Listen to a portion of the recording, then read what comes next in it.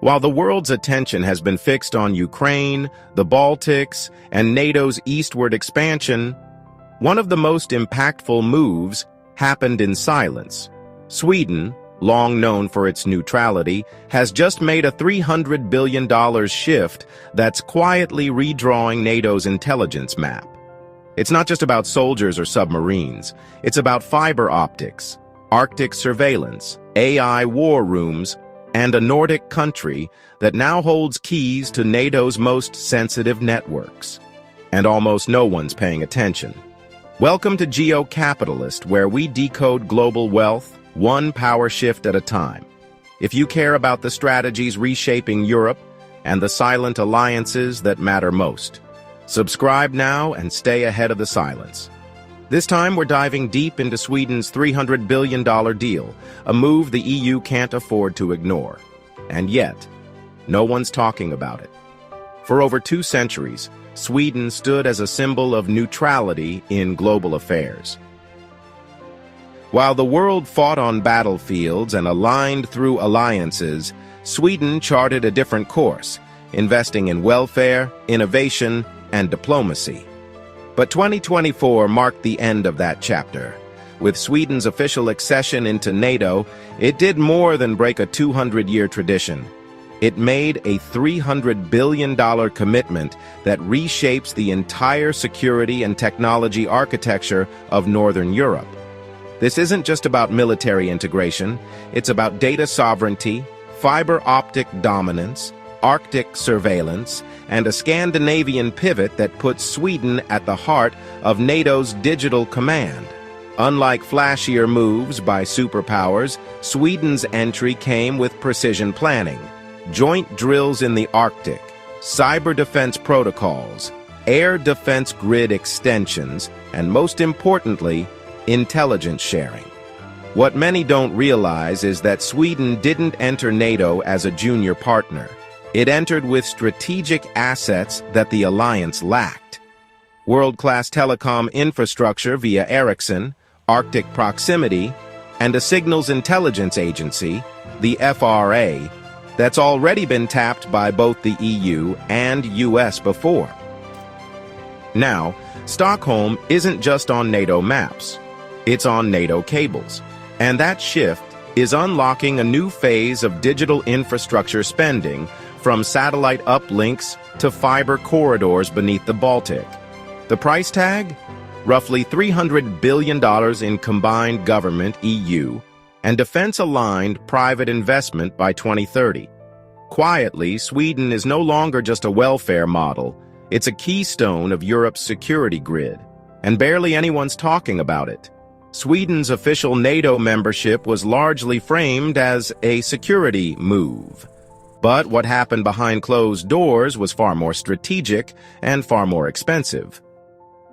In 2024, Sweden quietly restructured $300 billion worth of internal budgets, private sector contracts, and sovereign tech investments to align with NATO's digital backbone.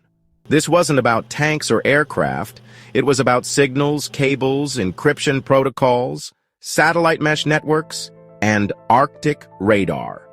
The money went into everything from Ericsson-led 5G defense corridors to fiber optic relays across Sweden's northern spine, all designed to serve dual civilian military use and all plug-and-play with NATO's existing command systems. While critics debated symbolic gestures like flag ceremonies, Sweden embedded itself into the infrastructure of Western defense. As one Swedish official put it, "We didn't join NATO. We became part of its nervous system." And perhaps most striking, this $300 billion pivot came not from outside pressure, but internal consensus. A realization that in a world of digital warfare and gray zone threats, intelligence infrastructure is the new territory. Sweden didn't buy tanks to fit in. It upgraded NATO's entire back end, and in doing so, made itself indispensable. At the heart of Sweden's silent ascent inside NATO lies a 3-letter agency most people outside the region have never heard of. FRA, the Försvarets Radioanstalt, or national defense radio establishment. While the world focuses on frontline defense budgets, FRA has been quietly monitoring global data flows, satellite signals, and encrypted communications for decades. Located in a forested compound near Stockholm, this agency runs some of Europe's most advanced listening posts, including deep-sea cable taps across the Baltic. Since 2008, Sweden has had legal authority to intercept and analyze international digital traffic crossing its territory. And with NATO's growing reliance on joint digital operations, this makes FRA not just a local agency, but a regional gatekeeper. What makes FRA particularly influential isn't just what it collects, but what it shares. Through classified intelligence sharing frameworks with the US, UK, and NATO, Sweden is a key node in the post-Snowden world, a bridge between Scandinavian neutrality and Atlantic data dominance. As one cybersecurity analyst put it, FRA is Sweden's most valuable export to NATO, and it's not even for sale. By 2025, NATO systems in the Baltic and Arctic now rely in part on Swedish-sourced telemetry, submarine cable monitoring, and AI-driven signal filtering. FRA doesn't need a seat at every table, because it owns the table legs. And it's this quiet, infrastructural authority that explains why Sweden's role in NATO now exceeds its size, its military rank, and even its budget. It's not about volume, it's about access. While most nations focus on defense contracts and military alliances, Sweden embedded itself into NATO's intelligence ecosystem through something far more subtle: infrastructure. And one company sits at the center: Ericsson. This 150-year-old telecom giant quietly powers much of Europe's 4G and 5G backbone. But beyond mobile networks, Ericsson's influence lies in its security-cleared contracts across NATO member states, embedding Swedish-designed hardware and protocols deep into military communication networks, intelligence exchanges, and encrypted field systems. By 2025, Ericsson holds partial or full infrastructure responsibilities in over a dozen NATO countries. From rural Baltic defense grids to urban intelligence command centers. It's not espionage, it's procurement, but the outcome is the same. Sweden, via Ericsson, has visibility and technical alignment across systems other countries still outsource to third parties or US firms. And in the age of signal intelligence, latency gaps, and digital battlefields, this isn't a tech advantage. It's a sovereignty shift. What makes Ericsson unique isn't just the scale of its contracts, but its positioning as a trusted non-superpower provider. Unlike Chinese firms like Huawei, Ericsson has escaped most bans. And unlike American tech giants, it operates with European law and Nordic neutrality. This gives Sweden a Trojan horse advantage. Their infrastructure doesn't raise alarms, it gets invited in. For NATO, this is a feature. For Sweden, it's strategic gold. If tomorrow's conflicts are digital first, cables before tanks, latency before launch systems, then Ericsson may be the most powerful geopolitical tool Sweden ever built, and almost nobody's talking about it. Under the icy waters of the Baltic Sea lies something far more powerful than any warship or aircraft carrier: data. Sweden's control of undersea fiber optic cables and its role in routing NATO's digital intelligence traffic is one of the least discussed but most consequential power moves of the 21st century. And it didn't happen overnight. It was engineered. In the early 2000s, Sweden began investing in high-capacity submarine cables to connect its tech infrastructure with Germany, Finland, Estonia, and the broader EU. The goal wasn't just internet speed, it was strategic access. Fast forward to 2025, and many of NATO's intelligence-sharing networks, from satellite surveillance feeds to encrypted counter-terrorism briefings, now pass through Swedish-controlled infrastructure, both physically and digitally. One of the most critical links is the Baltic Cable Corridor, a series of redundant high-security cables that link Denmark, Sweden, and the Baltic states with Western Europe's data centers. These aren't ordinary pipes. They're hardened, monitored, and prioritized for government and security transmissions. And guess who monitors and secures them? The FRA, Sweden's own signals intelligence agency. What's more, Sweden's position allows it to quietly observe, reroute, or prioritize traffic without ever leaving a footprint. In cybersecurity circles, this is called a passive visibility vector. In geopolitics, it's called leverage.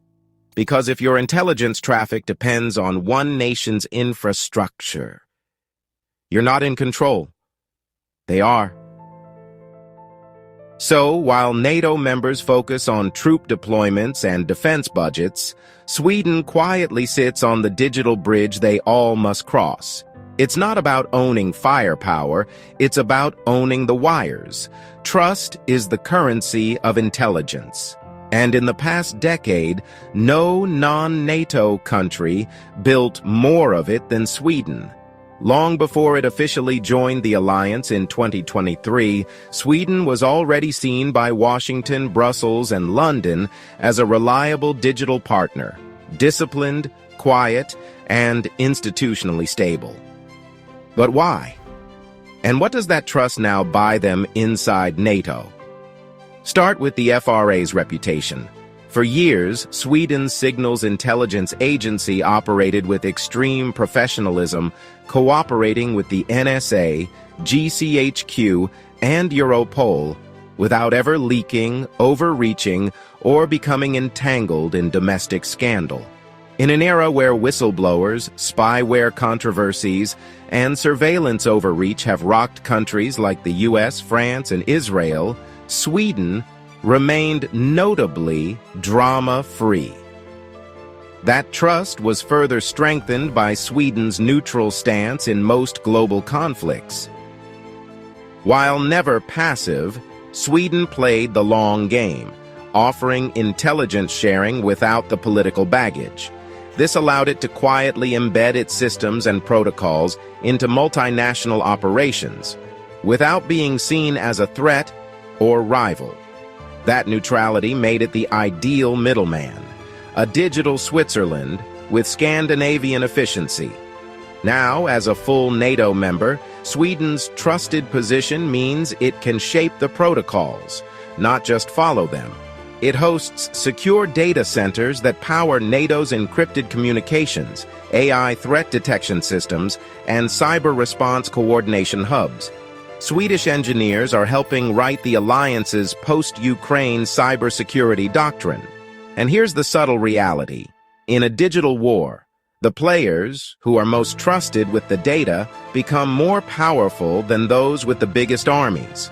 Sweden didn't beg for trust. It earned it. And now, NATO's entire digital nervous system relies on it more than most realize. So what does Sweden's $300 billion defense tech investment really mean for NATO? In simple terms, it's a live prototype. While most NATO members are still navigating bureaucratic silos, fragmented intelligence systems, and legacy military hardware, Sweden is building a model that fuses civilian tech leadership with military-grade application seamlessly. From Ericsson's secure 5G networks being embedded into NATO logistics, to Swedish satellites quietly expanding Allied surveillance capacity, what's unfolding is not just a partnership, it's a template. If NATO decides to modernize its intelligence infrastructure across all members, guess whose model they're most likely to copy? Not France's centralized bureaucracy, not Germany's industrial slow burn. Sweden's nimble, integrated, privacy-conscious yet cooperative approach checks all the boxes NATO is now trying to fill, and it's already functioning in real time. Sweden didn't just join NATO, it brought the future with it. But here's the deeper question. Is this all by design? Did Sweden position itself for this long before the official handshake? From its digital ID infrastructure to its partnership with the US NSA via the FRA? From submarine cables to quantum encryption projects, Sweden has quietly built compatibility into every layer. So while the world debates tanks and troop counts, Sweden is busy writing the software layer of NATO's future. That's not just soft power. It's strategic architecture, and the deeper NATO integrates with Sweden, the harder it becomes to imagine the alliance without it. Maybe that's the point. Sweden isn't just following NATO's blueprint, it's quietly becoming it. If you found this breakdown valuable, watch our next video. It connects directly to what's unfolding. And don't forget to subscribe. Your support helps us decode these global shifts without compromise. Let us know in the comments. Is Sweden quietly becoming NATO's digital command center, or is this just the beginning of something bigger? Either way, the world is watching. This was Sweden's $300 billion NATO deal, and the EU can't ignore, and we also learn why no one is talking about it. Thanks for watching, and we'll see you in the next video.